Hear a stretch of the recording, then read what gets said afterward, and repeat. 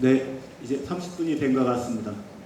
안녕하십니까. 저는 전국대학교 사업과에서 근무하고 있는 허인욱입니다. 오늘 사회를 맡게 되었습니다. 인사드리겠습니다. 이번 학술대회는 동학농민혁명 참여자의 지역별 활동과 성격이라는 주제로 진행될 것 같습니다. 오늘 학술대회는 정읍시가 주최하고 동학농민혁명 기념재단, 동학농민혁명연구소가 주관하여 진행하게 되었습니다. 2004년 제정된 동학농민혁명 참여 등의 명예회복에 관한 특별법에 의해 구성된 동학농민혁명 참여자 명예회복 심의위원회가 조사하여 등록한 동학농민혁명 참여자에 대해 심층적으로 다루고 있습니다.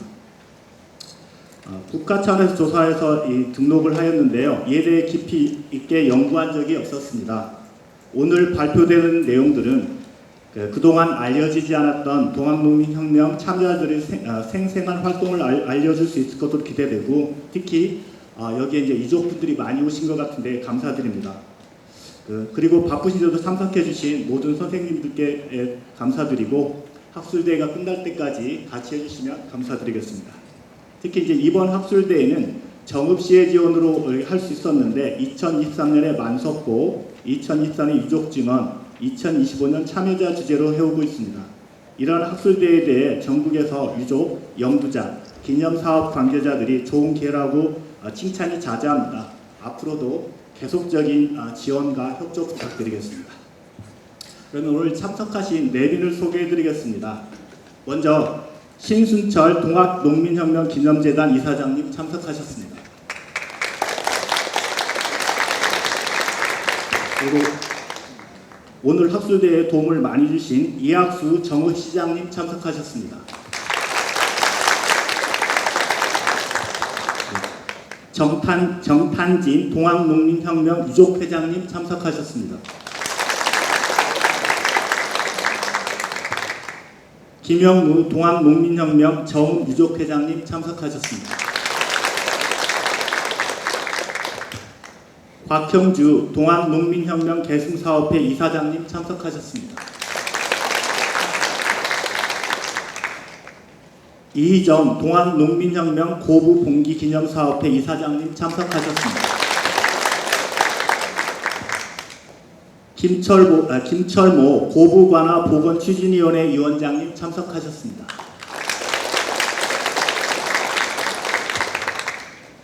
신현옥 춘천 동학농민혁명 계승사업회 대표님 참석하셨습니다. 김영덕 원주 동학농민혁명 계승사업회 회장님 참석하셨습니다. 문영식 동학농민혁명 태안유족회장님 참석하셨습니다. 허채봉 부산 동학농민혁명 기념사업회 대표님 참석하셨습니다. 그리고 안경엽 남원 동학농민혁명 기념사업회 회장님 참석하셨습니다. 박종호 동학농민혁명 전주 완주 유족회장님 참석하셨습니다. 이외에도 이제 소개해드릴 분이 많이 계시지만 시간 관계상 다 못한 점 양해 부탁드리겠습니다. 이상으로 내일 소개를 마치고 개의식을 거행하도록 하겠습니다. 그러면 지금부터 국민의례가 있겠습니다. 참석하신 분들께서는 일어나셔서 앞쪽에 있는 국기를 향해 주시기 바랍니다.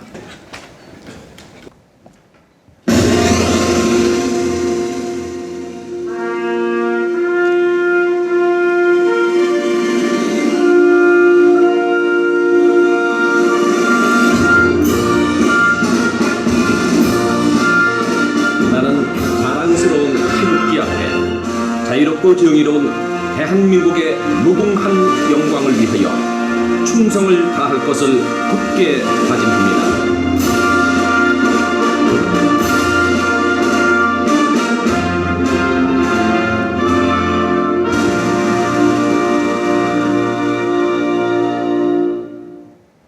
바로 다음은 동학농민혁명 참여자 및 순국선열과 호국 영령에 대한 문령이 있겠습니다.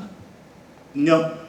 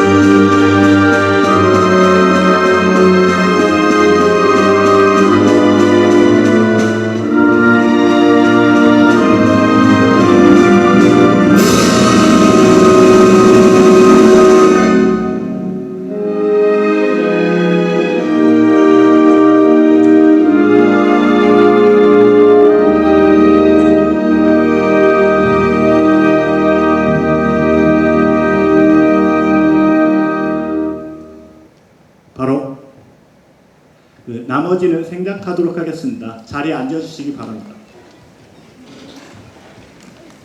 다음으로는 인사 말씀 있겠습니다.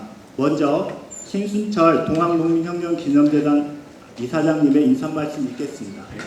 박수 부탁드리겠습니다.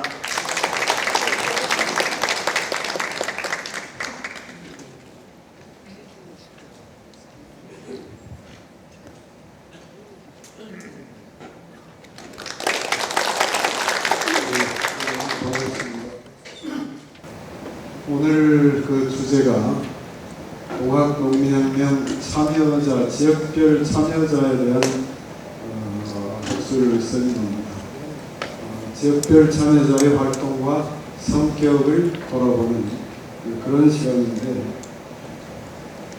오늘 세미나는 매우 중요한 의미를 갖고 있다고 저는 생각합니다. 왜냐하면 동학농민혁명의 역사상이 다시 말하면 동학농민혁명의 그림이 지난 130년 동안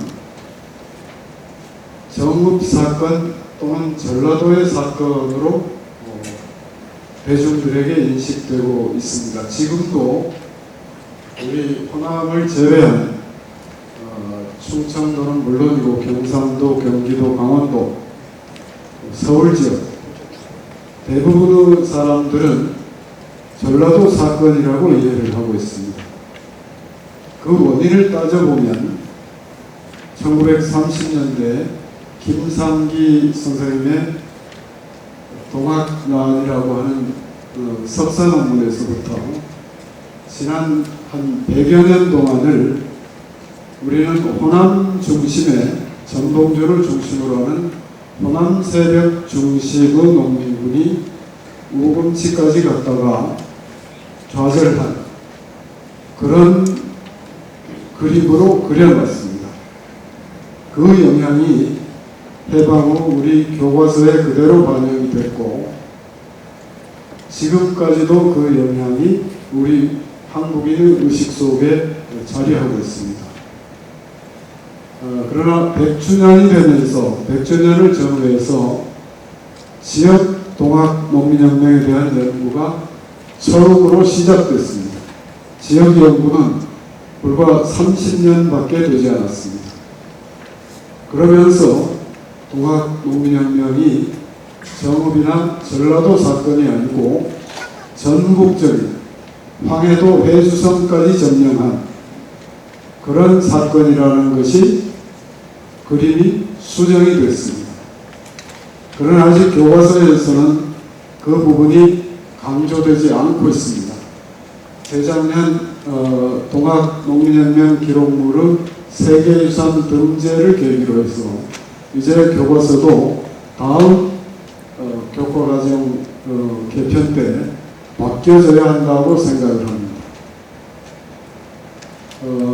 그러면서 지역 연구는 이제 어느 정도 성과가 이루어져서 세부적인 부분은 아직 과제가 있습니다만 이제는 동학농민혁명이 전국적인 사건이었다고 하는 사실은 어느 정도 밝혀졌다고 봅니다.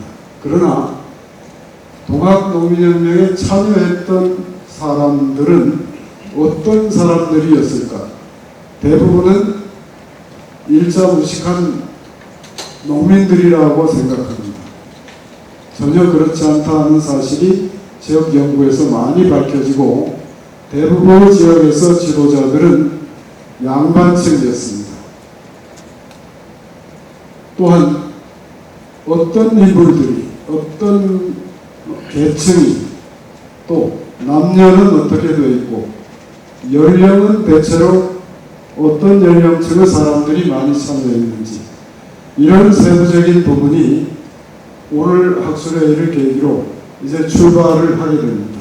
그동안에 참여자에 대한 연구는 전혀 구체적으로 지역별로 살펴보지 못하다가 이제 오늘 정읍시가 주최하는 이 학술회의를 계기로 어떤 사람들이 가보년에 목숨을 걸고 그야말로 기약 없는 싸움을 내가 언제 집으로 돌아갈지도 모르는 역적으로 처벌될 수 있는 그런 싸움을 시작했는가?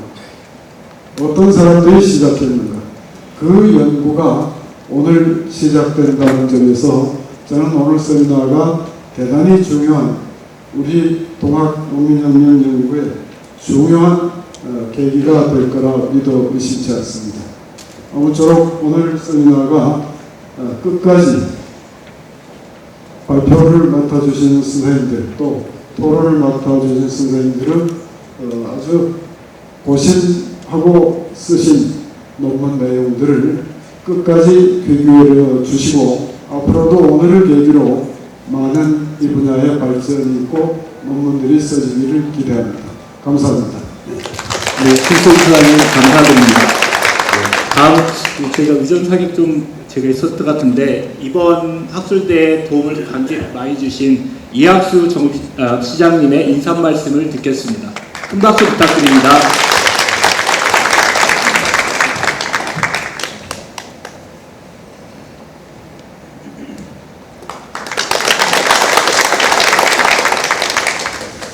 인사 말씀에 앞서서 이 자리에 우리 전국의 유족회장님들 또 계승사업회 회장님들이 오셔서 제가 좀 기쁜 소식을 하나 알려드리려고 먼저 말씀을 드리도록 하겠습니다.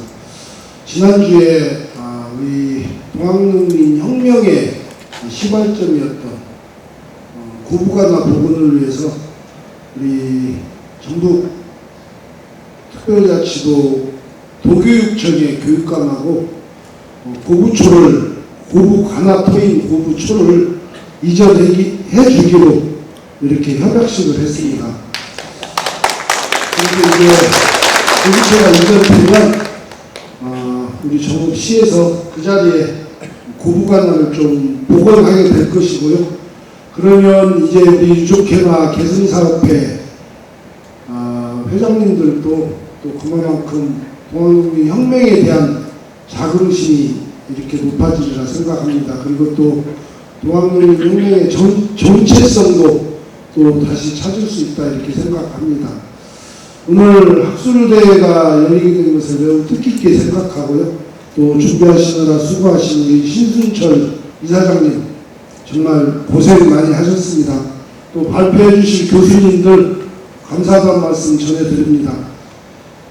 오늘 학술대에 참석해 주신 우리 정탕진 유족회장님 그리고 김영우 정우 유족회장님 또 곽상주 계승사업회장님 또 이청 고부분기 사업회장님 또 김철무 고부관아 보건 추진위원장님을 비롯한 우리 전국 각지의 유족회장님 또 계승사업회장님 진심으로 감사드립니다. 이번 학술대회는 우리 아까 이사장님께서 말씀하셨듯이 우리 전국 정읍에 국한되지 않고 충청, 경상, 강원, 경기 전국적으로 저 황해도까지 이렇게 동학농민 군들이 활동했던 지역별로 심도 있는 발자취들을 좀 조명하는 그런 계기가 될 것 같고요. 우리 시에서도 더 앞으로 많은 우리 시민들이 그리고 대한민국 국민들이 또 후손들이 젊은이들이 동학농민 혁명에 대한 인식 또 정체성을 강화시켜서 우리 대한민국의 자랑뿐만이 아니고 세계의 자랑으로 이렇게 이어지도록 더 많은 시에서도 노력을 하겠다는 말씀 드립니다. 감사합니다. 네, 감사드립니다. 큰 박수 부탁드리겠습니다. 네, 다음은 정탄진 동학농민혁명 유족회장님의 인사 말씀이 있겠습니다. 큰 박수 부탁드리겠습니다.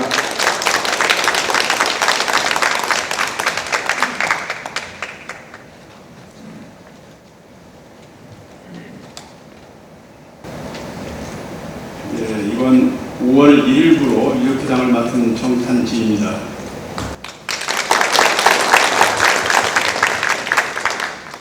유족회를 대표해서 간단하게 동학농민혁명 131주년을 맞이하여 동학농민혁명 기념재단과 정씨가 공동으로 동학농민혁명 참여자의 지역별 활동과 성격이라는 주제로 학술대회를 개최한 것에 대해서 전국에 계신 모든 유족들을 대신해서 감사드립니다. 2004년 3월 동학농민혁명 참여자 등의 명예회복에 관한 특별법이 제정되고 이를 근거로 국가가 직접 그동안 멸시하고 천대받던 동학농민혁명 참여자와 유족에 대해서 그 명예를 회복해 주었습니다. 많은 시간이 걸리기는 했지만 유족의 한 사람으로서 대한민국의 국민님의 긍지와 자부심을 느낍니다. 어쩌면 대한민국이 민주주의 국가로 발전할 수 있었던 것은 131년 전 목숨을 걸고 분명히 분연히 일어섰던 바로 그 동학농민군이 있었기 때문이 아닌가 생각됩니다.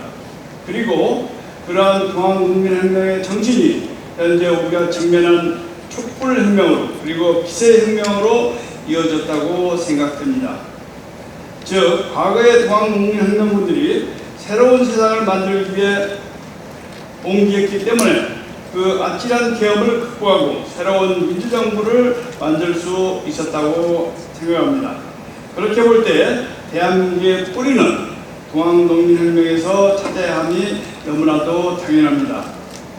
동학농민혁명 참여자의 유족을 등록하는 것은 2004년부터 지금까지 해오고 있는데 참여자는 3,913명, 유족 13,761명에 불과합니다.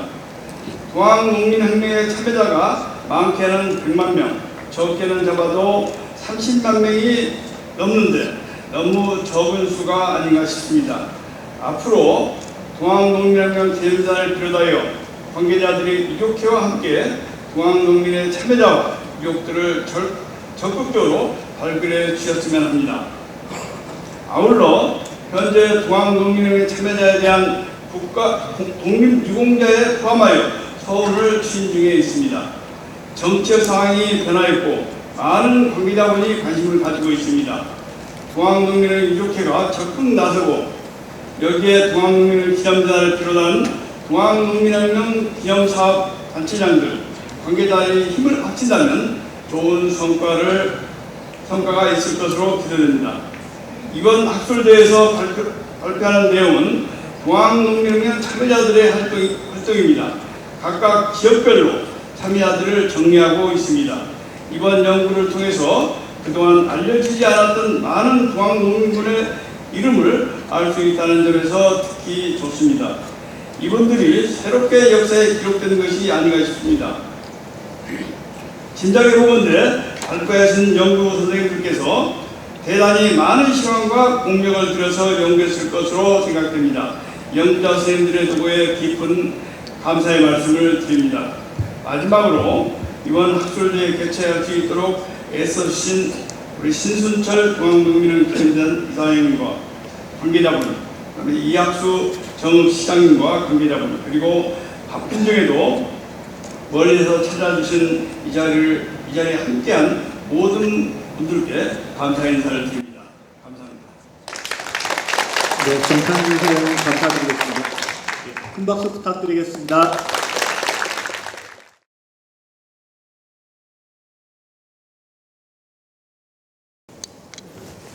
예, 저 동학농민혁명 기념재단 연구조사부장 이병규입니다.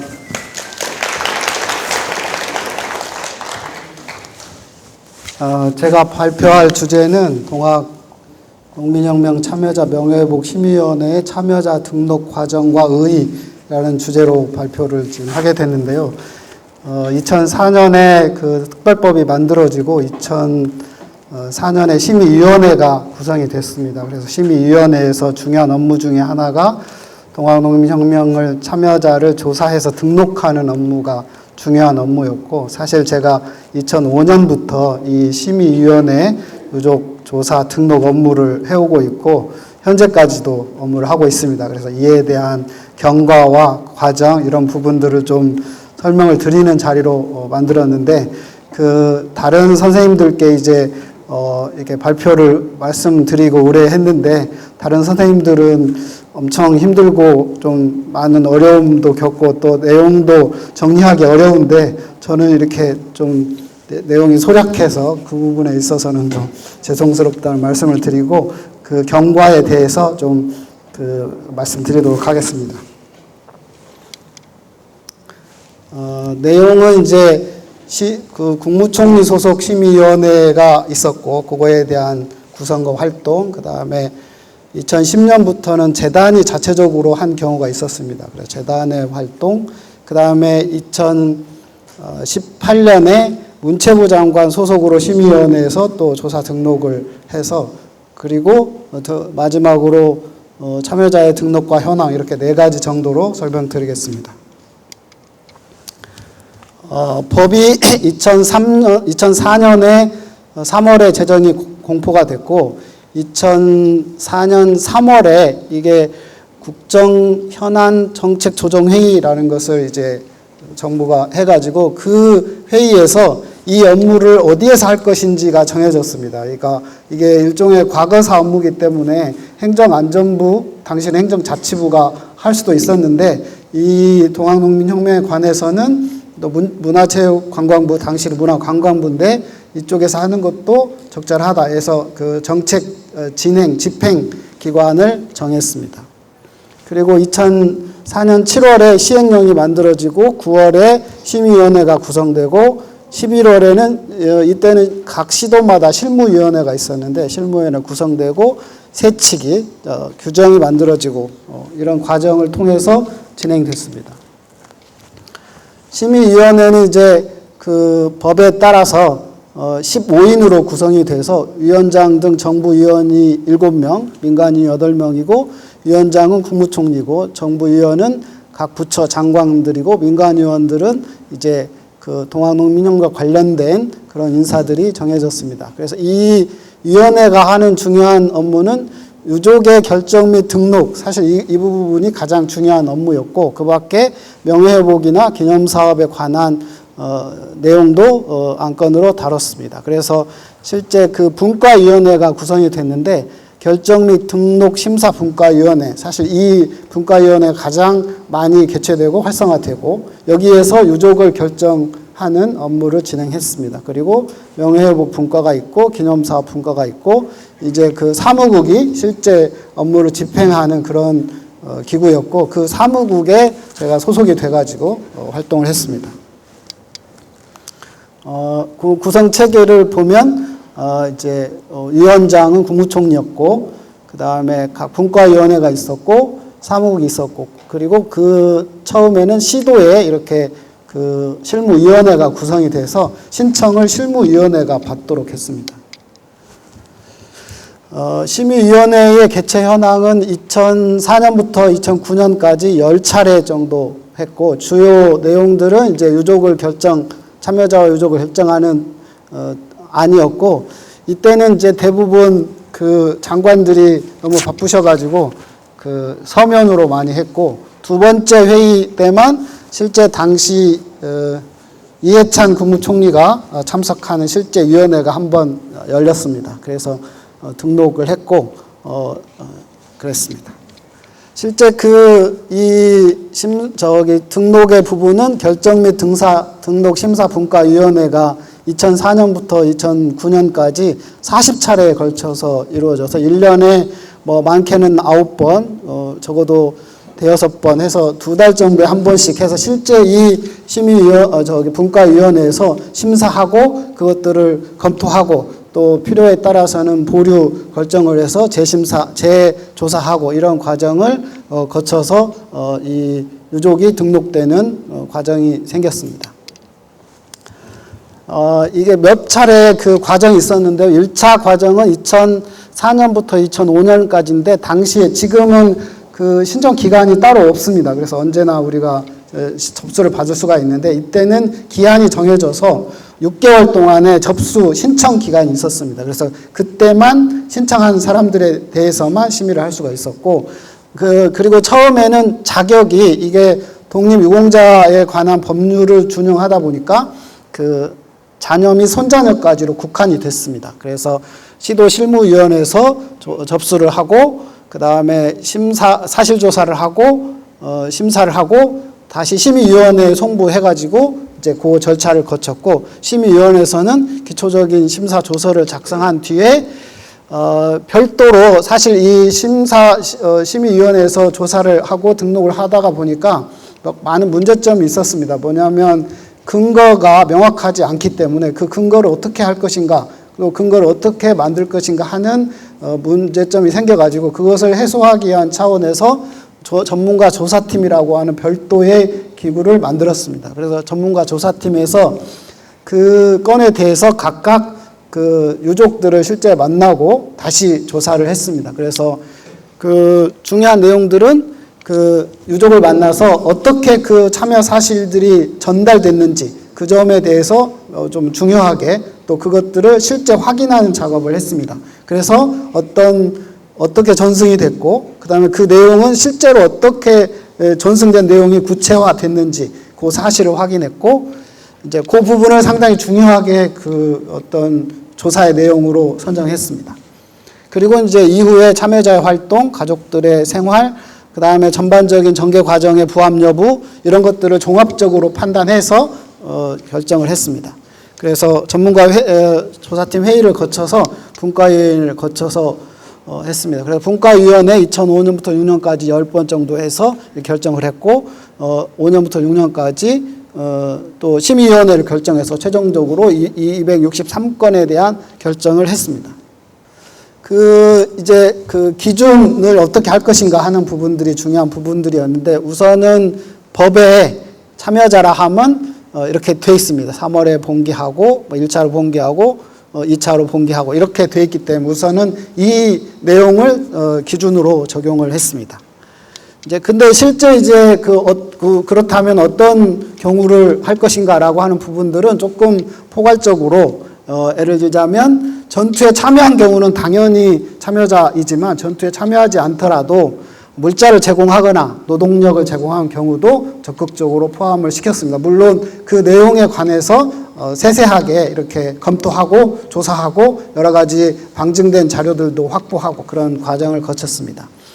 그 다음에 이제 그 제외하는 경우도 좀 기준을 세웠습니다. 제외하는 경우는 변절자와 친일자 같은 경우, 예를 들자면 친일 대상자로 선정된다거나 그런 사람들은 참여한 사실이 있다고 하더라도 포함시키지 않았습니다. 예를 들자면 이용구 같은 경우는 동학에 참여한 사실이 명백해 있지만 이 사람들은 친일로 이미 정부 국가위원회에서 결정을 했기 때문에 포함시키지 않았습니다. 그 다음에 이제 처음에 유족의 범위는 사실 자녀 및 손자녀였고, 이제 거기에는 그 성별, 그러니까 친가나 외가에 상관없이 다 포함을 시켰습니다. 그리고 이제 양자의 경우도 포함을 시켰고, 양자의 경우는 족보나 호적에 그 양자로 입적되거나 또 족보에 그 양자가 같다는 것을 확인이 되면 주로 이제 그 족보의 경우는 일제강점기나 또 94년 이전에 만들어진 족보를 기준으로 삼았습니다. 요것은 이제 봉사손인데 이것은 특별한 경우입니다. 이건 이제 여기에는 쓰진 않았지만 전봉준 봉사손에 관한 경우가 있는데 이 경우는 우리가 봉사손도 유족으로 인정할 수 있는가 하는 신청을 해서 그 부분에 있어서는 법제처의 법령해석심의위원회에 봉사손을 양손으로 볼 수 있는가라고 하는 것을 요청했고 법령해석심의위원회에서 이 부분은 봉사손은 양손으로 볼 수 없다라고 하는 판결을 받아가지고 인정하지 않은 그런 상황이 됐습니다. 그 다음에 이제 그 중간에 특별법을 한번 개정을 했습니다. 그래서 개정한 이유는 자격이 손자녀까지만 돼 있는데 실제 남아있는 경우는 고손이나 증손도 오히려 그 경우가 더 많았기 때문에 그것이 반영이 돼서 그 고손 자녀까지 확대하는 그런 법안이 개정이 됐고 이때도 역시 그 신청 기간이 있었습니다. 그래서 신청을 6개월 정도 했고 근데 이제 그 이전에 그 신청을 받을 때 손자녀뿐만 아니라 그 대상이 안 되지만 그것도 접수는 받았습니다. 그래서 그 부분을 다시 돌려보내 가지고 그 유족에 관한 사항까지를 포함해서 신청을 받도록 했고, 그것이 한 정도 200건 정도가 되는 겁니다. 그리고 이제 추가로 새롭게 신청하는 경우도 있고, 또 하나는 기존에 이미 참여자가 등록이 됐는데 그 유족에 해당되는, 그러니까 고소혼이나 증손에 해당되는 경우가 있어서 그 부분도 또 추가로 받아서 이때 건이 511건, 그러니까 이 절차와 과정을 거쳐서 511건에 관한 부분이 인정이 되기도 하고 불인정되기도 하고 이런 결정을 했습니다. 그래서 1차로 끝났는데, 이제 제가 여기서 좀 이 부분을 직권 등록이라고 하는 부분을 좀 말씀드리고 싶은데, 사실 그 2009년도에 이게 다 끝났었습니다. 끝났고 한 1년 정도의 그 기간이 남았는데, 이제 심의위원회 전체 또 위원장, 분과위원님들과 또 사무국 직원들과 또 거기 실제 직원들과 같이 많이 고민을 했습니다. 이게 아까 말씀드린 것처럼 참여자가 이때까지 인정된 거나 등록된 경우가 참여자는 498명, 유족은 10,000명 정도밖에 되지 않았습니다. 그러니까 아까 유족회장님도 말씀하신 것처럼 참여자가 뭐 많게는 100만 명, 뭐 수십만 명이 참여했다고 하는데 참여자 겨우 498명 찾고 끝낼 수는 없었습니다. 그래서 그 사무국 차원에서 다시 1년 동안의 기간 동안에 1년 동안에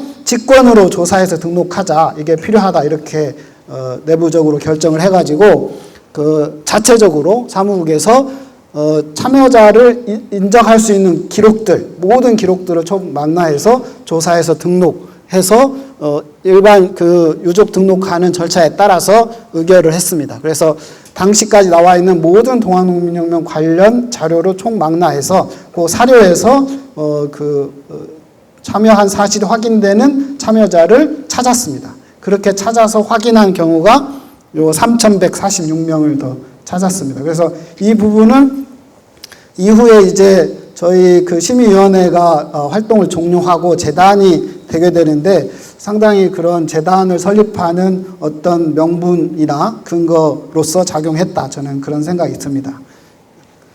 그렇지만 이제 2009년에 이게 활동이 종료가 됐고 재단으로, 법에 재단으로 전환을 해서 재단이 활동을 하게 됐는데, 재단으로 전환된 이후에도 계속 유족들이 다시 이제 그 사실을 모르고 있다가 나오시기도 하고, 또 새롭게 유족이 확인이 되고 참여한 사실이 또 확인이 되고, 그런 과정이 있어서 재단에서 자체적으로 조사를 하기 시작했습니다. 그래서 재단은 2010년에 설립이 됐는데 참여자 조사위원회라고 하는 그 관련 운영 규정을 만들고 참여자 조사위원회를 구성해서 사실조사를 실제 유족들을 만나고 조사해서 조사위원회를 개최해서 자체적으로 조사위원회를 개최해서 이런 그 결과를 한 게 2010년부터 2017년까지 회의를 한 1년에 한두 번씩 이렇게 해가지고 조사한 뒤에 조사한 내용을 참여자 조사위원회에서 그 심사하고 자체적으로 심의해서 이런 결과를 했습니다. 어떤 경우는 이제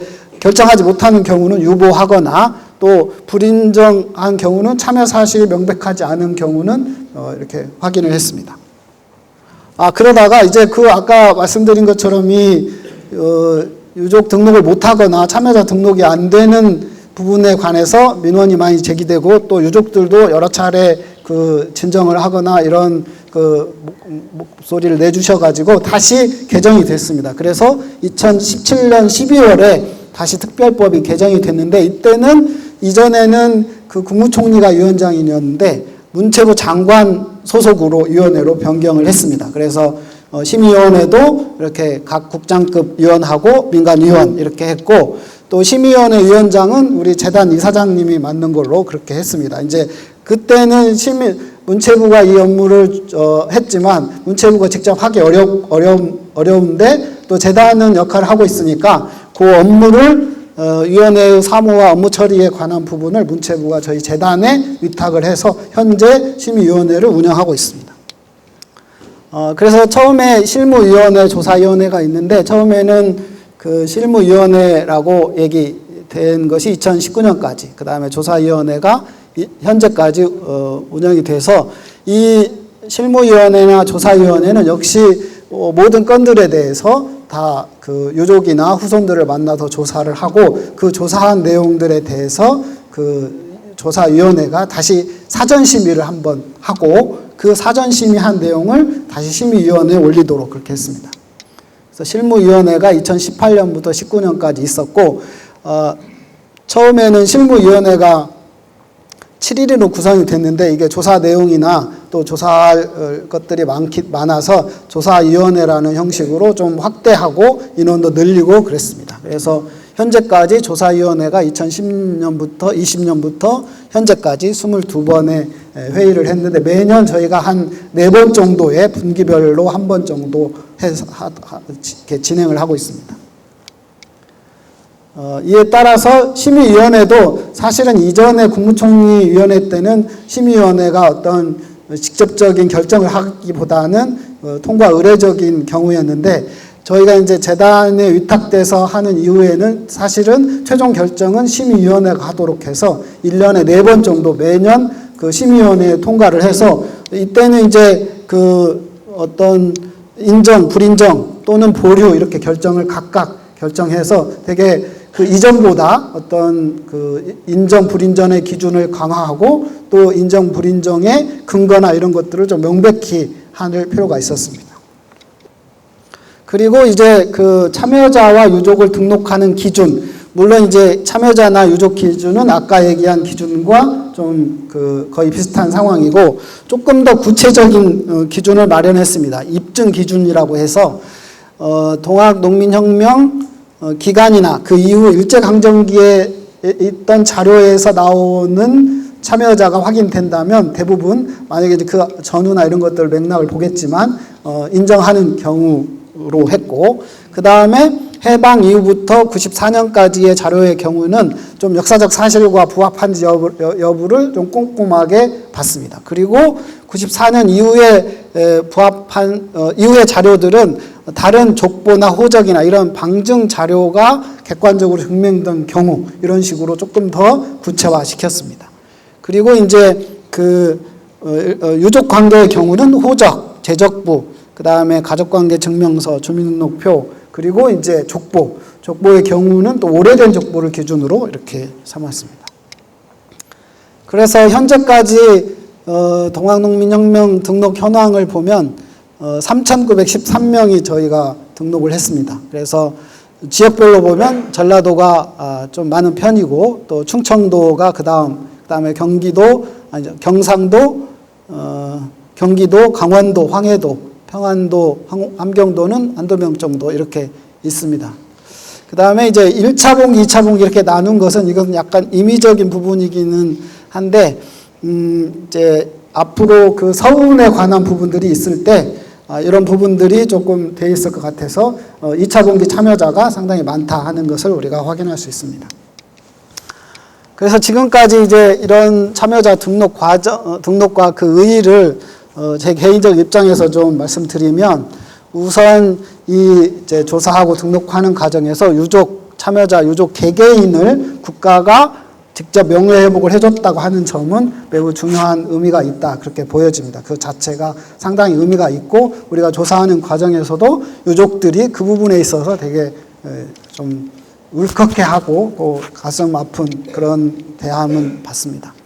그 다음에 또 하나는 참여자 개개인을 역사적 인물로 부활할 수 있었다 그렇게 보여집니다. 이 부분이 저는 중요하게 생각되는데 현재 우리 추모관에 보면 작년까지 등록한 3,908명의 그 참여자 명단을 다 명패를 새겨서 올려놨습니다. 이름을 새겼습니다. 그것이 새겼다는 것은 물론 이 명패로 새기는 것도 있고 또 우리가 기록으로 남기고 이렇게 또 학술대회를 함으로써 그 동학농민혁명 참여자를 숨어있던 무명의 동학농민혁명 참여자를 어떤 역사적 인물로 우리가 이렇게 만들고 그것들에 될 수 있다고 하는 점에서 충분히 의미가 있다 그런 생각이 듭니다. 그리고 유족의 한을 풀어줬다. 이것은 아까 말씀드린 것처럼 유족들이 우리 조사하는 과정에서 이 얘기를 누군가 들어주는 것만으로도 대단히 의미가 있고 그것들이 하나의 회원의 단계로서 의미를 찾을 수 있었습니다. 그래서 그런 부분들을 좀 의미가 있는 것 같고, 이제 마지막으로 이게 동학농민혁명의 어떤 가치와 의미를 이런 계기를 통해서 이렇게 발현시키고 또 확대해 나갔으면 좋겠다는 생각입니다. 그래서 현재까지 그 참여자는 총 3,913명, 유족은 1,371명이 등록이 됐는데 아직도 많이 부족한 부분입니다. 그런데 이제 이 부분을 아까 말씀드린 것처럼 역사적인 어떤 인물로 또는 역사적 사실로 우리가 이렇게 확장해 나가고 또 그것들을 통해서 재구성하고 활용하고 이런 부분들이 앞으로 우리에게 주어진 그런 과제가 아닌가 그렇게 생각합니다. 네, 이상으로 마치겠습니다. 네, 감사합니다.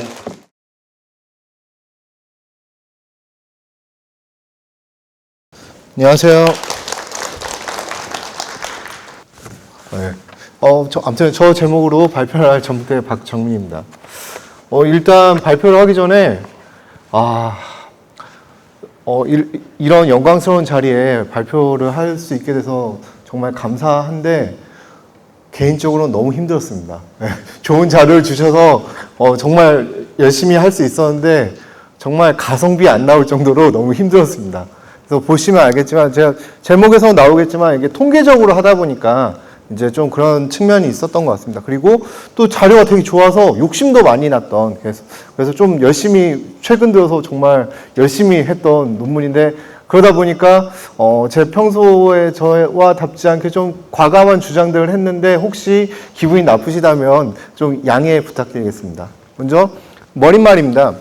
전라북도의 중요성은 동학과 관련해서 굳이 말씀드리지 않아도 알 것 같습니다. 그래서 넘어가겠고, 아까 이사님께서도 말씀하셨지만 지금까지 연구는 대부분 사상이라든지 전개과정 혹은 지도부 중심으로 연구가 이루어졌습니다. 그런데 이걸 이제 연구 성과가 지금 논문만 3,000건 이상이 나왔는데 이거에 대한 이제 통계적 분석 이런 것들은 별로 없었는데, 작년에 이제 저희 팀에서 한번 했더니 계량학적 정보를 보니까 대부분 사상 중심이라든지 그리고 동학농민혁명 100주년을 기념하면서부터 각 지역마다 사례 연구들이 나오기 시작했다는 것을 파악할 수 있었습니다. 그리고 그러면서 이제 사회사적으로 접근도 가능하겠구나라는 것을 밝힐 수 있었는데, 이러한 좋은 자료를 가지고 이 위원회에서 했던 이 구축된 데이터를 가지고 이거 내부 자료인데 이제 저희한테 주셔서 한번 되게 감사하게도 분석을 할 수 있었습니다. 그래서 보니까 약 3,900여 명의 참여자 그리고 1만여 명의 유족들이 등재되어 있었습니다. 그 정보가 간략하게 있었고, 그래서 그러면 이제 처음에는 그냥 목록만 좀 한번 정리해볼까 했는데 너무 자료가 좋아가지고 욕심이 생겨서 이제 계속 이제 분석을 하게 된 겁니다. 그래서 한번 그 사회적 기반이라든지 지역 분포, 계층 규명 이런 것들을 한번 해보자. 그래서 통계를 가지고 사회 특성을 분석해보자는 좀 제가 욕심을 내보았습니다. 그래서 이제 이걸 하기 전에 먼저 그러면 이 데이터 분석 기준을 잡아야죠. 그래야 통계를 할 수 있으니까. 그래서 데이터 출처는 위원회에서 2004년부터 2024년까지 구축한 자료입니다. 그래서 아까 3,900여 명인데 그 중에 이제 저 같은 경우는 전라도만 이제 전라북도만 담당을 했습니다.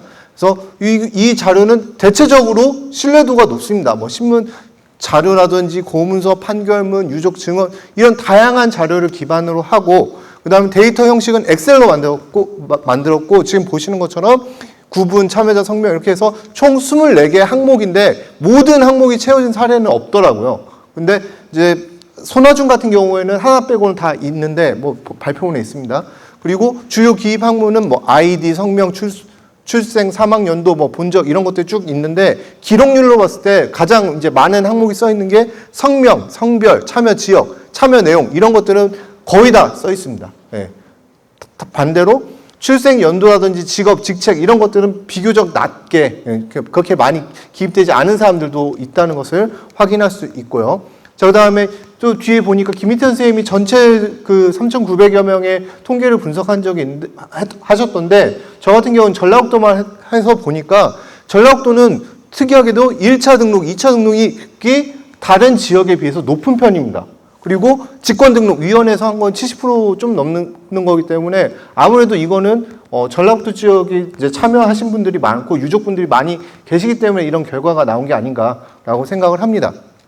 그래서 제 연구 대상은 전라북도의 참여자이고, 그 다음에 데이터가 좀, 이거 몇십 년에 걸쳐서 하다 보니까 뭐 하는 사람이 중간에 바뀌기도 하고 그래서 그런지 조금 부정확한 오류 뭐 이런 것들이 조금 있긴 있었습니다. 그래서 뭐 행정구역이 5기, 그러니까 뭐 전라남도 능주인데 전라북도 능주라고 써 있던지, 그러니까 그런 것들은 제가 다 바꿨습니다. 그래서 전투지에 대해서도 좀 표기, 고부라고 써 있는데 장쌈이라든지 이런 것들, 그런 것들을 다 일일이 했고, 그 다음에 과거 지명과 현재 지명이 혼동된 경우들도 있어서 그런 것들을 바로 잡았습니다. 그래서 이렇게 참여자 데이터를 정제를 했고, 그것들을 다 전라북도, 전라도라고 했던 것들을 제가 일일이 다 필터링을 했습니다. 그리고 지금은 14개 시군으로 나눠져 있는데 조선시대에는 26개 군현으로 나눠져 있죠. 그러다 보니까 14개 시군 기준에 맞춰서 했었는데 또 어떤 거는 옛날 기준으로, 어디는 고부로 써 있고 어디는 흥덕으로 써 있고 이런 식이어서 그냥 조선시대 기준으로 제가 나눴습니다.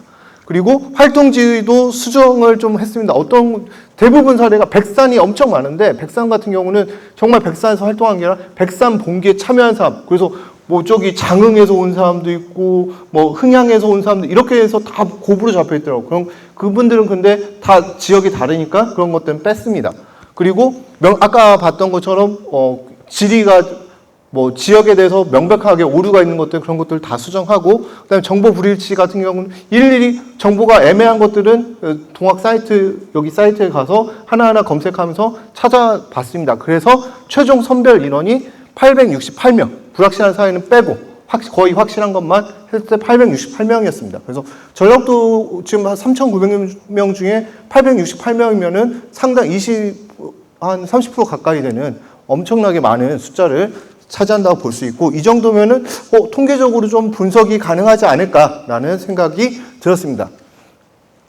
자, 그래서 데이터 전처리를 했을 때 그 연령을 10살 단위로 10대, 20대, 30대, 40대, 50대 이런 식으로 나눴고, 그 다음에 지역 항목도 9년별로 아까 말씀드린 것처럼 26개 조선시대 26개 9년으로 나눴습니다. 그 다음에 누락값들은 제외하고 숫자 되는 것들만 한번 그걸 가지고 통계를 삼아봤습니다. 분석 항목은 그래서 연령, 성별, 직업, 뭐 참여 시기 이런 것들입니다. 그리고 항목별 기입률에 편차가 존재합니다. 그러니까 아까 말씀드린 것처럼 연령이 써 있는 사람은 235명이라든지 직업이 써 있는 사람 165명, 그 다음에 뭐 그 신상의 변화가 있는 사람들은 365명, 그러니까 868명 중에 이렇게 됩니다. 그래서 이런 실제 기입된 수를 기준으로 분석을 진행하였습니다. 그래서 이제 그러면 본격적으로 이제 그 통계를 분석했는데, 먼저 성별로 봤을 때 868명 모두 다 남성이었습니다. 이거에 대해서는 좀 뒤에 이야기를 할 거고, 그 다음에 두 번째 연령대별 분포도 지금 보시는 것처럼 가장 많은 게 20대, 30대, 40대, 30대가 제일 많고 20대, 40대죠. 그러니까 보시는 것처럼 20대에서 40대 청장년층이 86.4%로 주력을 차지하고 있습니다. 우리가 생각했던 것처럼. 그리고 그 중에서도 대접주라든지 접주 이런 분들이 모두 20대에서 40대입니다. 그리고 60대 이상은 5명밖에 안 되는데 그 중에 좀 유명한 분이 사발통문을 작성했다고 알려진 송두 외에는 다들 그냥 단순 참여자들이었습니다. 그러니까 이런 것들을 봤을 때도 결국 20, 30, 40대의 활동이 높았다. 그러면 이걸 가지고 어떻게 분석할 수 있을까? 결국은 그 농민군의 주력은 조직화된 사회적 역량을 갖춘 청장년층이다라고 생각을 합니다. 자, 그 다음에 직업이 나온 165건의 사례, 166건의 사례를 보니까 써 있는 것 중에 제일 많은 게, 압도적으로 많은 게 92.2%로 농민이라고 써 있습니다. 그러니까 역시나 동학 농민 운동이라고 불리는 것처럼 농민의 구성원들이 많았고, 나머지는 뭐 대접주, 훈장, 교장, 현감 이런 것들도 있었습니다. 그리고 좀 특이한 사례로 당시 임실 현감이었던 민충식 같은 경우는 현직 현감이었음에도 불구하고 참여를 했고 참여자로 이렇게 선정이 되었습니다. 그 다음에 9년별 참여자입니다. 이걸 할 때가 제일 힘들었었는데, 그래서 보니까 가장 많은 곳이 남원입니다. 98명은 가장 많고 비율도 11.3%. 그 다음에 태인, 정읍, 임실, 무장 이런 식으로 가는데, 자, 남원하고 임시는 사실은 같은 생활권입니다. 그 토론자분께서 질문하신 분이 여기에 이제 제 발표를 썼는데, 사실 임실이 생각보다 많은데라고 생각할 수 있는데, 저 기준이 사실은 당시에 오수가 남원이었거든요. 근데 여기서는 임실로 포함이 돼가지고 임실의 숫자가 좀 더 많은 겁니다. 실질적으로는 아마 남원이 좀 더 많았을 겁니다. 근데 제가 그것까지는 이제 분석할 이 데이터만 봐가지고는 알 수가 없어서 정확히 못했는데, 그건 향후 좀 더 그 이병수 선생님이라든지 이런 재단의 분들한테 도움을 받아서 좀 수정을 하도록 하겠습니다. 그래서 남원과 임실 두 군데가 비율이 높고, 그 다음에 또 현재 지금 정읍인 태인, 정읍, 고부의 비율도 상당히 높습니다. 그리고 고창 지역도 역시 무장, 고창, 흥덕 또 세 군데를 합치면 비율이 높습니다. 그래서 이걸 분석하면 다음과 같습니다. 그래서 가장 많은 상위 4개 지역이 26개 군현 중에 4군데가 무려 35.8%입니다. 그러니까 진짜 많은 거죠. 이 4군데가 많이 참여했습니다. 그래서 남원이 아까 말씀드린 것처럼 제일 많았는데, 여기는 아마도 김계남의 대도소가 있었고, 그 다음에 민보군과의 전투가 있었기 때문에 가능했던 것 같습니다. 그 다음에 태인 같은 경우도 역시 여기 김계남의 고향이었고, 그 다음에 정읍도 손아중의 근거지였고, 임실은 아까 말씀드린 것처럼 남원과 연계성이 있었기 때문에 나온 것 같습니다. 그래서 전북 남부권에 거의 과반 이상이 집중되었죠. 그 정읍권도 정읍, 태인, 조선시대 3개 군현을 합친다면 21%로 이 정도면 3개 군현, 그러니까 현재 정읍이 21.1%로 엄청 높은, 이 정도면 높은 편이죠. 그 다음에 무장, 정읍, 고창도 죄송합니다. 무장, 흥덕, 고창입니다. 네. 지금 고창군도 13.1%면 상당히 높은 편입니다. 그런데 그래서 순창까지 포함해서 전라북도 남부 벨트를 한다면 과반수가 넘어갑니다. 네. 그래서 이 남부 지역이 특히 이 중심 지역이었음을 통계로서 확인할 수 있습니다. 반면에 동북부 지역은 무주, 장수, 진안, 용담 여기는 40명으로 가장 적습니다. 근데 이거는 아마도 지리적 한계도 있었고 조직적으로도 좀 미약했고, 그 다음에 인구수 자체도 적었기 때문에 이런 현상이 나타나는 게 아닌가라고 생각을 합니다. 그래서 이걸 가지고 소결을 내리자면, 혁명 초기 핵심 사건이 전개된 특히 서남부 지역이 동학농민군의 실질적 기반이자 조직 동원이 집중되었다라고 볼 수 있을 것 같습니다. 통계적으로도. 그 다음에 참여 내용 및 신상 변동입니다. 신상 변동, 처형당했다, 사망했다, 이렇게 도망갔다, 이런 것들도 쭉 다 써 있어서 그걸로 볼 수 있는데, 가장 많은 게 처형입니다. 처형당한 사례가 가장 많습니다. 그리고 처형이 집중적으로 실시된 시기가 바로 우금치 전투, 전라북도 지역 같은 경우는 패배하면서 내려오다 보니까 우금치 전투 이후인 11월, 12월, 이듬해 1월, 이 3개월간 201명이 사망했는데 151명이나 됩니다. 그리고 1894년이라고 적혀 있는 것만 해도 13명이나 됐기 때문에 대부분 이 시기에 집중되었다는 것을 알 수 있습니다. 그래서 그러면 왜 이 시기에 집중됐을까? 바로 우금시 전투 이후에 관군에게 몰려오면서 관군과 일본인들이 대량적으로 학살하고 색출 작업을 했기 때문에 그런 현상이 나타났을 거라고 생각을 합니다. 그리고 9년별로 처형자 분포를 살펴보니까 평균적으로 23.1%, 참여자 중에 처형당한 사람이 23.1%입니다.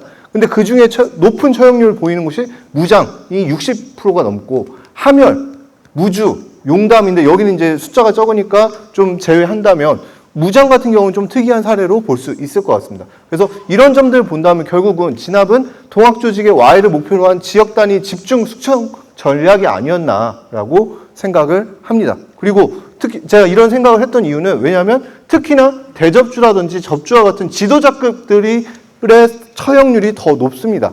이렇게 보시는 것처럼 지금 71%, 54%. 그러면 처형 안 당했으면 어떻게 살았나? 아니죠. 그분들도 다 대부분 도망가거나 전투 중에 전사하거나, 처형 당한 숫자만 저 정도니까 거의 다 되게 큰 피해를 입은 거는 확실합니다.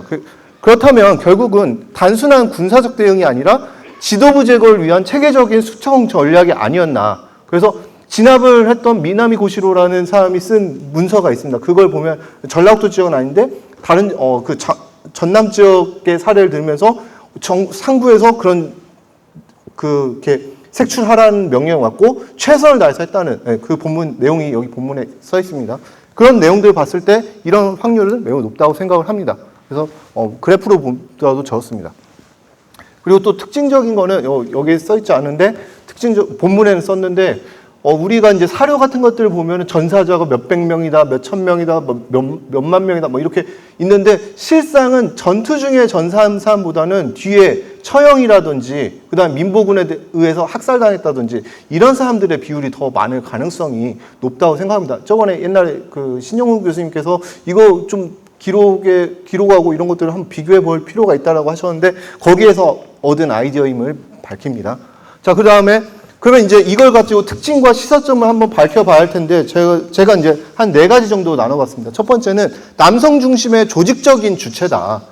아까 말씀드린 것처럼 20대에서 40대가 거의 대부분을 차지하고 있는데 그래서 그러면 그들이 뭐냐 하면 좀 더 한번 상상력을 좀 더 펼쳐보았습니다. 그래서 단순한 그냥 하층 농민들이 그냥 우르르 몰려가지고 봉기를 일으킨 게 아니라 그 전부터 이들은 이 조직화된 20, 40대 인원들이다 보니까 이미 사회적 자원과 동원 능력을 갖추고 있었다. 그 다음에 동학이 뿌리 내리는 과정을 봤을 때 결국은 종교 집단을 넘어서 지역사회 뿌리를 내린 사회적 결사체가 아닐까. 마지막으로 청장년층은 그리고 실질적으로 작전을 수행할 수 있고 조직을 동원할 수 있고 지역 거점을 유지할 수 있는 물리적 기반을 형성했을 것 같다라는 생각이 들었습니다. 그래서 이런 결국은 초기에 이렇게 여러 지역에서 봉기가 일어났지만 이렇게 크게 확장될 수 있었던 거는 결국은 이들이 가지고 있었던 인적 네트워크가 조직이 아니었을까라고 생각을 합니다. 그리고 또 한편으로 드는 생각은 대부분 이들이 20대에서 40대라면 지금도 마찬가지지만 가계 경제의 핵심 계층입니다. 그러면 지금 아까 남성들만 여기에 참여했다고 써 있는데 그래서 여성들도 분명히 참여했을 거라고 생각합니다. 하지만 남성들이 참여하고 그게 끝이 아니라 그러면 우리도 가계 경제가 무너지면은 대부분 어머니들이라든지 아내나 어머니나 딸들이 다 그 고통을 같이 받잖아요. 그리고 작년에 학술대회 했던 것처럼 유족들의 증언을 보면은 우리 집안이 그것만 아니었으면 잘 살았을 텐데 이런 내용들이 많이 나옵니다. 그런 걸 보면은 결국은 남성들만 참여했다기보다는 남성들이 차지한 건 결국 그 가계 단위의 생존 기반의 붕괴로 이어진 것이다라고 확장해서 해석해야 한다고 생각을 합니다. 그리고 또 공식 기록에는 없지만 여성들이 후방 지원을 했다든지 그 다음에 가족들이 총체적 저항을 했을 증거는 충분하다고 생각을 합니다. 그리고 아까도 봤지만 농업의 비율이 높은데 결국은 이런 것들은 대부분 농업이지만 농업을 하면서 대접주라든지 접주 이런 것들을 직책을 가지고 있었기 때문에 대부분은 그냥 농업이라고 썼을 가능성이 높지 않을까라고 생각을 합니다. 그리고 이번에 이제 진압 강도와 지역 편차를 보기 위해서 이때 당시 전국적으로 인구를 한 번에 통계 자료를 낸 게 없습니다. 그래서 좀 아쉽긴 하지만 약 100년 전에 호구 총수를 가지고 인구 규모만 알려고 거기에 대비해서 알려고 쭉 이렇게 봤을 때 눈에 띄는 제가 색깔 칠한 것처럼 지금 여기 특히 다 이런 색깔 높은데 특히 높은 경우는 익산이라든지 정읍, 금구, 고창 이런 데는 인구 대비 참여율이 매우 높습니다. 그러니까 이런 부분들은 아까도 말씀드린 것처럼 여기는 참여를 많이 했던 지역이라는 것을 알 수 있습니다. 그리고 결국 아까 본 것처럼 남원, 무장, 태인, 정읍, 임실 이런 것들은 주요 거점 지역이었다는 사실을 알 수 있고 좀 낮은 참여를 보인 곳은 무주, 진안, 장수 등 동부 산간 지역이라는 것을 이 표를 아까 그냥 참여자를 통해서도 알 수 있고 인구 대비에서도 마찬가지 경향을 보인다는 것을 알 수 있습니다. 그리고 인구 대비 처형률과의 상관관계도 무장, 정읍, 함열, 금구 이런 데들이 참여율이 높거나 높은 처형률을 보이고 있습니다. 그래서 결국 이런 곳들의 처형자가 높다는 것은 결국 아까 조선 정부라든지 아니면 일본군들 그리고 민보군들이 결국은 이들을 조직 지도부하고 그 다음에 조직 기반을 제거하려는 선택적인 진압이 아니었나라고 조금 한번 생각을 해보았습니다. 그래서 결국은 이렇게 특정 지역에 이렇게 많이 억압을 한 거는 결국은 반란 진압을 넘어서 동학의 뿌리를 뽑고 재기불능화를 목표로 한 것이었다고 저는 파악을 합니다. 그 다음에 그 강도가 제일 높았던 무장 지역을 본다면 무장 같은 경우는 처형률이 전국 평균 23.1%인데 3배나 되는 거죠. 그리고 인구 대비 처형률도 정읍에 비해서 두 번째가 높습니다. 그러니까 여기는 되게 높은, 엄청 핍박을 많이 받았던 곳인데, 이제 여기 신영우 선생님께서도 그 관련 논문을 쓰셨죠. 참고 많이 했습니다. 네. 그런 것들 본 것처럼 여기는 단순한 봉기 지역이 아니라 손아중이 잡힌 곳이기도 하죠. 그래서 활동 거점이기도 하고, 잡힌 건 고창이고, 아무튼 이런 중추적 거점이었기 때문에 핵심 인물이라든지 조직 기반을 철저히 제거하고 조직적 와해를 목표로 한 선택적 진압이었음을 잘 보여주는 사례가 아닌가 생각합니다. 그리고 결국은 이러한 것들을 봤을 때 혁명이 결국은 그냥 자발적으로 한번 못 살겠다 갈아보자 이 정도가 아니라 지역 사회 내에서 구조화된 조직적 운동이었음을 오히려 잘 보여주는 사례가 아닌가 생각을 합니다. 그리고 이런 이제 지금까지 통계 기반을 분석으로 했던 연구는 없었기 때문에 이 연구를 통해서 향후에 이런 공적 데이터로 지역 참여 양상이라든지 사회 구조를 실증적으로 조망할 수 있지 않을까라고 기대를 합니다. 그리고 특히 지금까지 연구는 어찌 보면은 전봉준 장군이나 뭐 김계남, 손아중 이런 지도자급, 즉 영웅 서사라든지 아니면 이게 얼마나 혁명을 일으키는지 이런 혁명 담론에서 벗어나서 동학 농민군을 좀 집합적이고 지역 기반 주체로 재구성을 할 수 있는 토대가 되지 않을까라고 생각합니다. 그래서 이런 개인적 영웅 행위나 추상적 이념을 넘어서 실제 사회 구성원들이 어떤 삶의 태도를 보였는지를 알 수 있을 것입니다.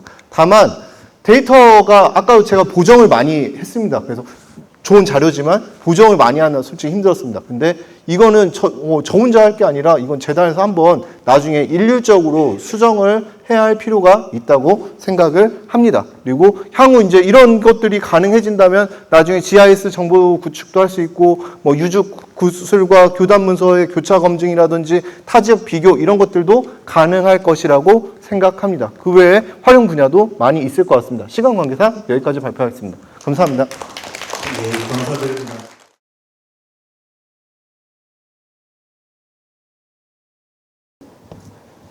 네, 안녕하십니까. 김희태입니다.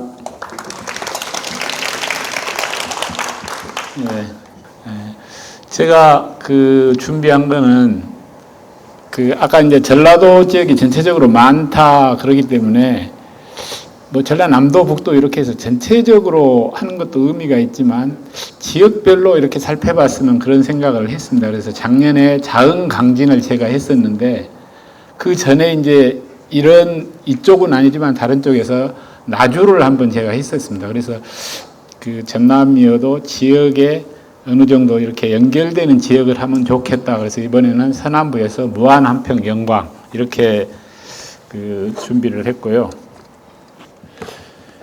저는 파워포인트 이런 것을 자주 안 다루기 때문에 사실은 이렇게 보기 좋게 만들고 그래야 되는데 보기도 좀 그렇습니다. 그래서 제가 준비한 것은 앞에는 이제 전체적으로 활동 그리고 성격 이렇게 크게 주제를 정했고 그런 식으로 이렇게 주제가 주어져서 그냥 그것에 맞춰서 하는 방식으로 했습니다. 그래서 활동은 무한 한평 영광에 우리 등록된 자료를 가지고 간단하게 분석을 해봤고 그 다음에 뒤에 자흥 강진은 아까 말씀했듯이 이제 제가 뭐 이런 작업을 해봤던 것이 있었고요.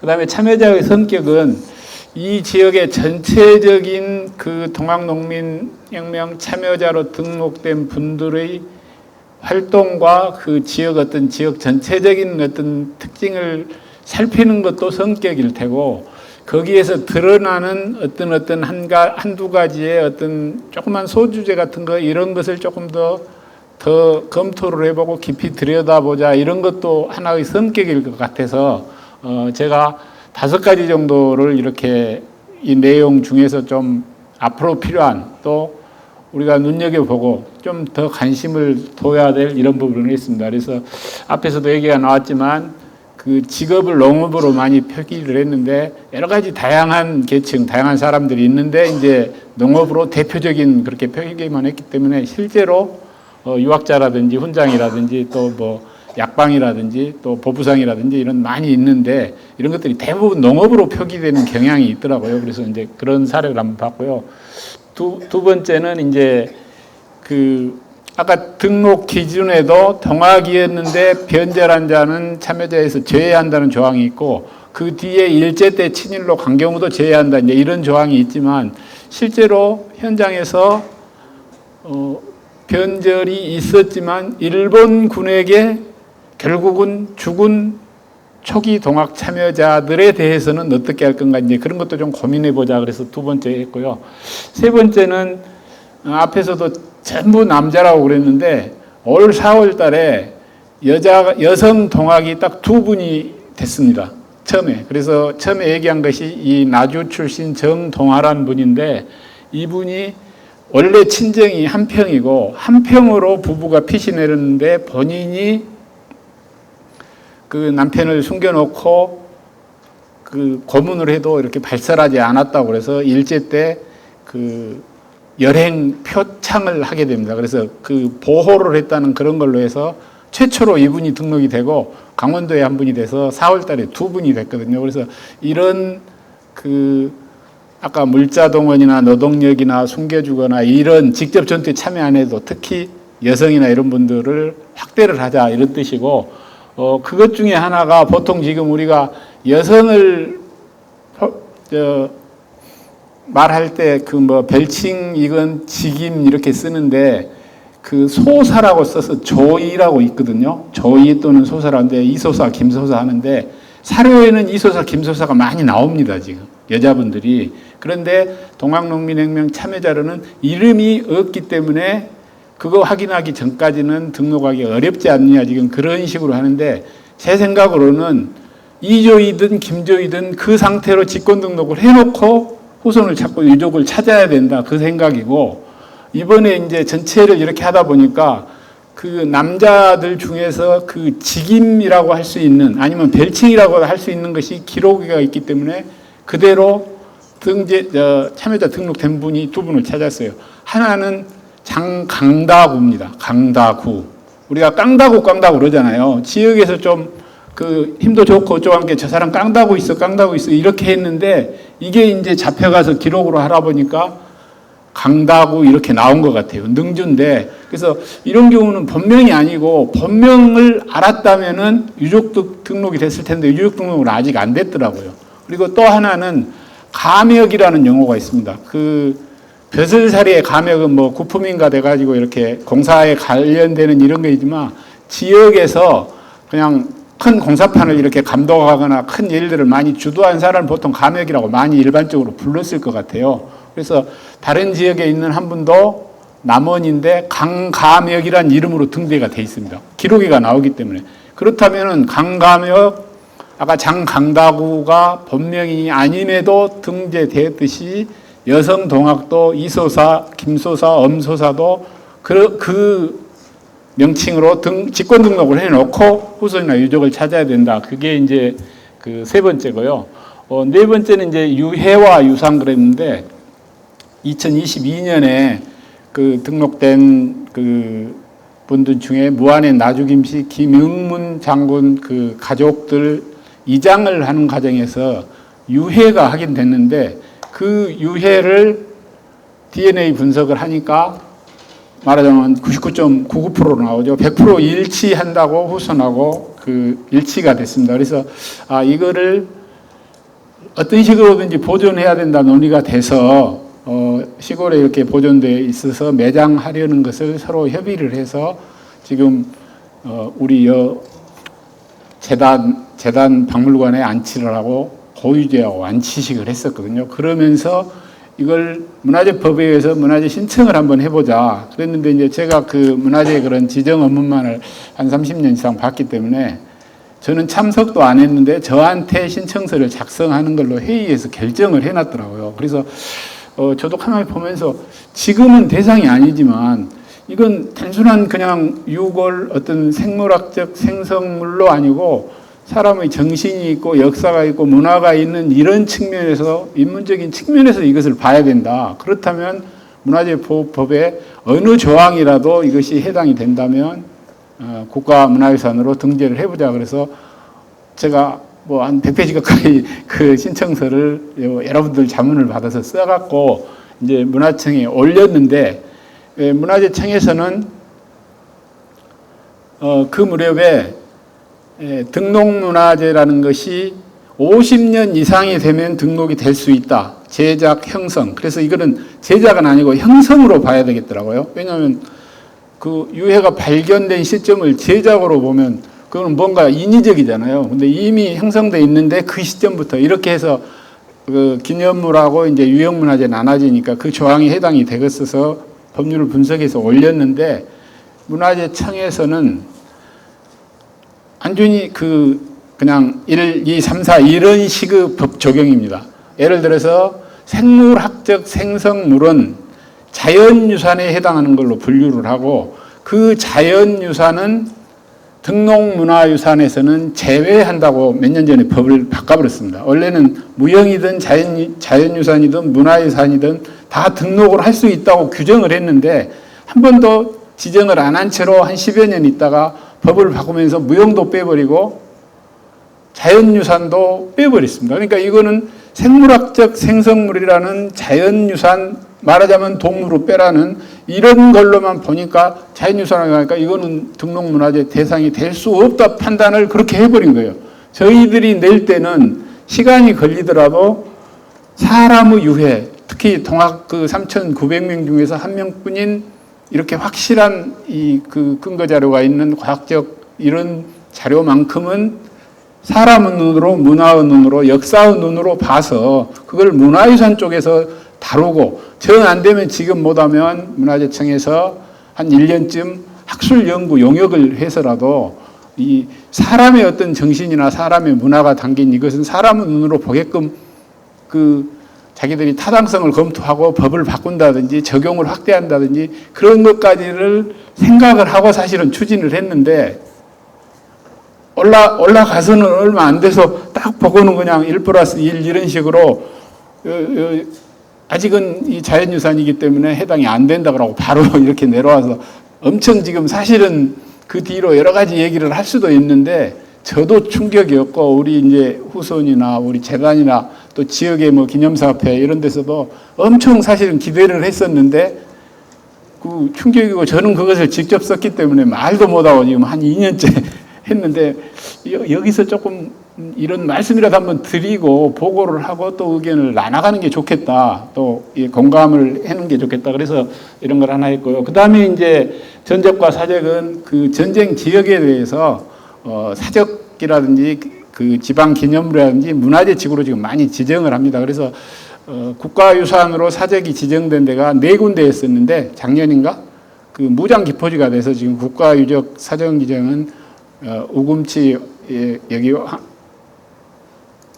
어딘가요? 여기 그 다음에 황룡 석대뜰에서 4군데가 돼 있고 무장 기포지까지 돼 있고 또 대둔산 거기가 전라북도 기념물로 해서 어떤 전적지 현장은 5군데가 돼 있고 또 유적이라고 하는 원평리라든지 또 전봉준 이런 데는 또 사적 내지는 문화재가 많이 지정돼 있는데 그런 개념에서 보면 전쟁 지역도 사실은 근대 전적지는 현장에가 어떤 증거물이 많이 남아있지를 않습니다. 옛날 같으면 뭐 성곽도 있고 건물터도 있고 그럴 텐데 근대 전적지는 이런 게 없으니까 참 어렵거든요. 그래서 이런 것들을 하고 또 그 참여자들이 태어났던 곳이라든지 또 모의를 했던 장소라든지 여러 가지 그 의미가 있는 데는 하나씩 발견해서 시군 문화재라도 도문화재 그 다음에 이제 국가문화재 이런 식으로 하자. 그래서 여기서 그런 얘기를 했고 전체적으로 시간이 많지 않기 때문에 앞에서 간단하게 요약을 했습니다. 자료를 보면서 얘기하겠습니다.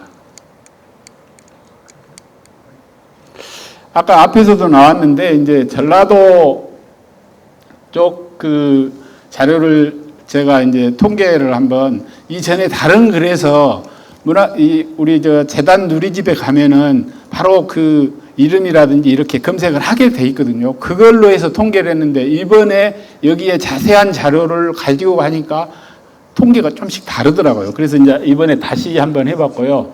그 9년별로 또 그 직품별로 이렇게 해봤더니 좌도 쪽에서는 뭐 자흥, 남원, 광양 이런 쪽이 좀 많이 있고요. 그다음에 5도 쪽입니다. 그래서 빨간 거 한평, 영광, 무안은 제가 이번에 좀 분석을 해봤고요. 나주는 거기가 초토형 본부가 있었기 때문에 잡으면 거리 가서 좀 그 직위가 있는 분들은 서울로 그래 안 하면 거기서 이렇게 처형을 했기 때문에 나주가 많고, 자흥은 그 석대들 최후 전적지라는 그것이 있기 때문에 자흥이 제일 많고 그런 것 같습니다. 그 다음에 이제 장성, 뭐 태인, 고창 이런 쪽도 많이 나오고요.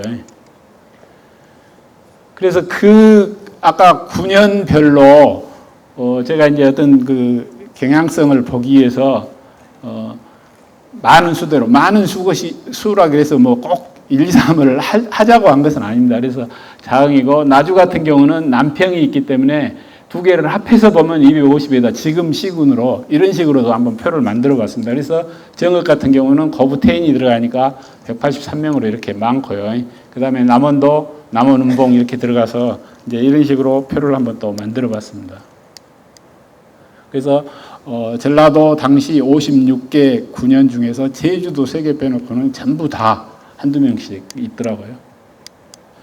그 다음에 이제 그 한평, 영광, 무안 이렇게 했는데 4월 달에 그 저쪽 이제 고창 이런 쪽에서부터 영광으로 한평으로, 한평에서 일부는 나주로 가고 일부는 장성으로 가서 장성서 그 황룡총 전투를 승리를 하고 그 힘으로 전주성으로 가서 전지성 점령을 하고 그 다음에 이제 전주 그 화약 내지는 직강서 이렇게 되기 때문에 이 그 196명인가 되더라고요. 한평 그 무안 영광.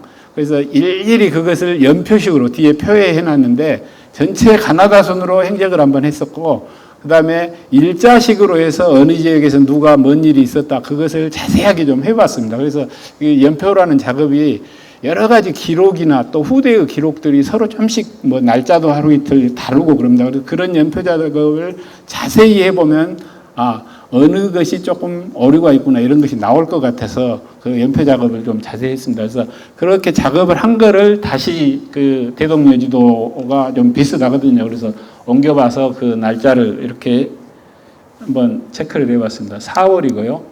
이거는 이제 11월, 12월 그 2차 기포 이후에 또 한평 영광이 쪽 같은 경우에는 그 한평 고막포 그러는데 당시는 거가 무안이고 건너는 나주입니다. 한평은 나중에 일이거든요. 그래서 그 고막포 전투에서 엄청 그 수백 명이 셀 수 없을 정도로 많이 죽었다고 공식 보고서에 그렇게 나오더라고요. 그래서 그걸 이렇게 표시를 해보고 이 문서가 국립중앙박물관에 있습니다. 똑같은 문서가 규장각에 두 종이 있는데 이 문서는 국립중앙박물관에 있는 문서인데 나주 지역의 7개 지역의 전투에서 몇 명이 며칠 날 뭐 총살했다, 잡혔다 그것을 정확히 기록해 놓은 것입니다. 이전에 이제 금성 도평비나 이런 데는 약간은 두루뭉실한 표현들이 많이 있었는데 여기서는 그 초토사에서 중앙에 보고하는 문서이기 때문에 이게 날짜나 이런 것들은 정확할 것 같습니다. 그래서 이제 이거를 이렇게 표로 만들어서 했는데 이제 11월 17일이 고막포 전투 한평 무안 영광이 이렇게 들어가고요. 그리고 이제 고막포 전투 이에 아까 나주의 그 7개 군대를 지도에 표시를 해봤고요.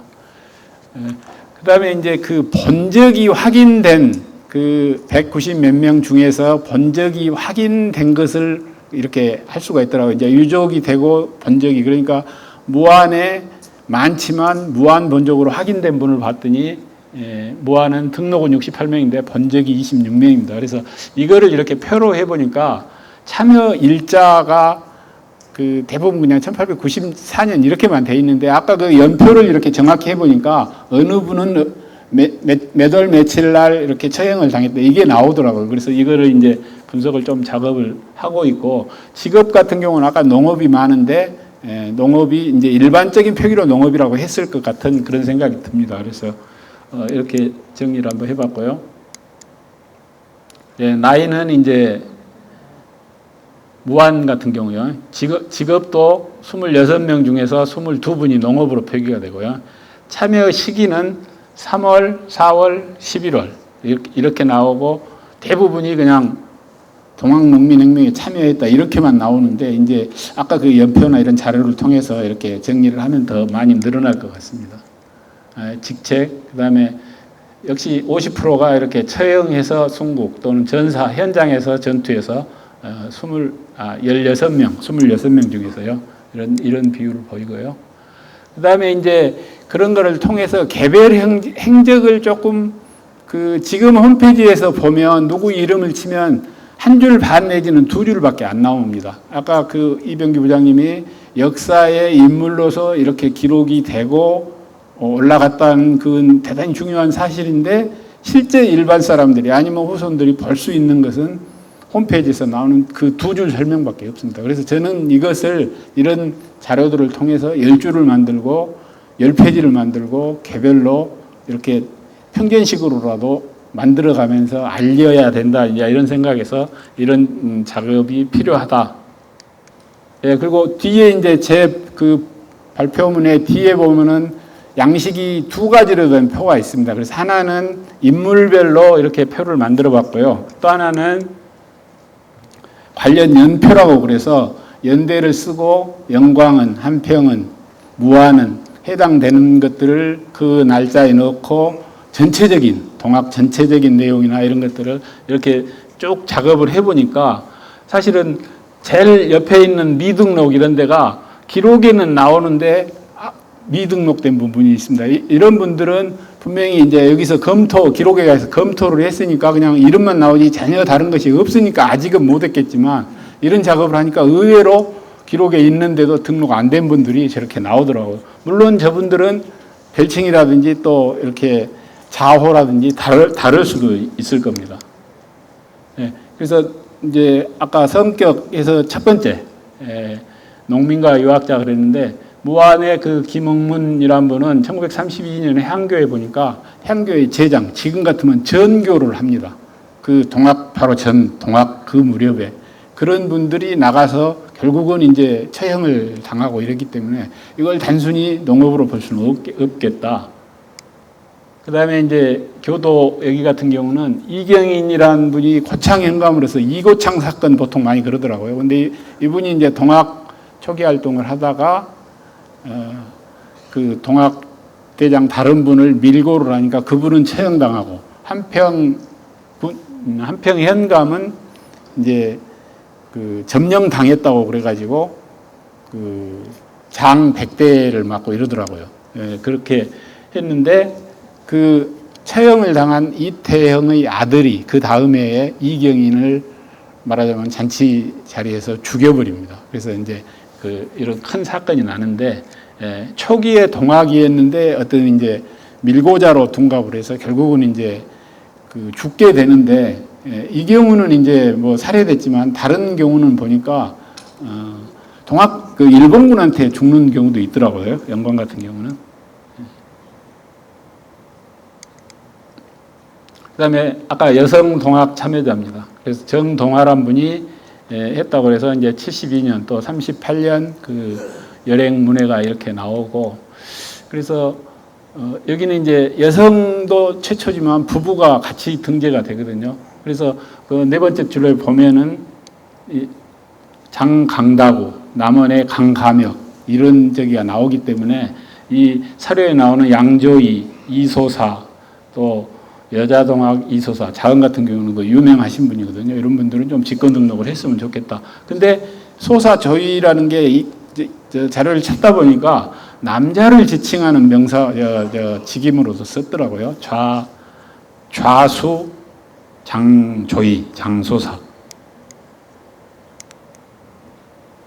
그 다음에 문화재 관계는 아까 이제 말씀을 드렸지만, 이 기념물, 생물학적 생성물과 분묘 구조물 고고자료에서 뭐 유적 출토품 여러 가지를 했었는데 결국은 그렇게 됐지만 앞으로 꼭 이 문화재, 지금은 국가유산이라고 씁니다만 그런 차원에서 다시 검토를 해서 이게 자연 어떤 생물 동물보다는 인간, 문화, 역사, 인문 쪽으로 봐야 된다. 예. 전적과 사적에서 아까 공학부 전적지 했는데 이렇게 있고 이제 그 정치 국방 유적, 역사적 사건 또 인물 이런 거라고 하면은 그 더 많은 이 전적지들이나 이런 것들을 어떤 문화재, 국가유산의 이런 테두리에서도 보호할 체계를 앞으로 또 더 마련해야 되겠다 이런 생각입니다. 예, 이상 마치겠습니다. 고맙습니다. 네, 감사합니다. 김태현 님께서는 전남 무안